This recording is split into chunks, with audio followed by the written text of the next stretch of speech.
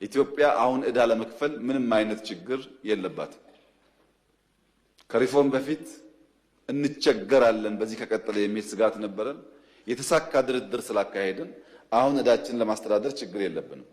ዩሮ ቦንድ በሚመለከት እግረ መንገድ የተነሳው ጥያቄ ሌሎች የኮመን ፍሬምወርክ ሐሳብ ተቀብለው ሲስማሙ ዩሮ ቦንድ ያበደሩት አካላት ግን የኢትዮጵያ ኤክስፖርት በከፍተኛ ደረጃ እያደገ ስለሆነ ኢኮኖሚያችሁ እያደገ ስለሆነ በዚያ ፍሬምወርክ ማዕቀፍ ውስጥ መታቀፍ አንፈልግም የሚል ሐሳብ ነው ያነሱት።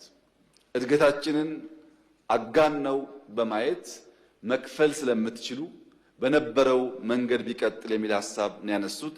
ድርድር እያካሄዱ ነው። የኛ ጥያቄ ደግሞ ሁሉም ብድሮች በኮመን ፍሬምወርክ ማዕቀፍ ውስጥ ገብተው ሽግሽግ ይደረግላቸው ነው። ለዚያም ነው ከ4 እስከ 4.5 ቢሊዮን የምለው እስከ 4 ያለው የተረጋገጠ ቢሆንም ቀሪ ድርድሮች ስላሉ ነው ከፊሉ መረጋገጥ የሚፈልገው። ዕዳ መቆጣጠር፣ ዕዳን ገቨርን ማድረግ የምክር ቤቱ ኮንሰርን መሆኑ ትክክለኛ ሐሳብ ነው። ለዚህም ነው የለውጡ መንግስት ባለፉት 7+ ዓመታት $1 በኮመርሻል ሎን አልተበደርንም።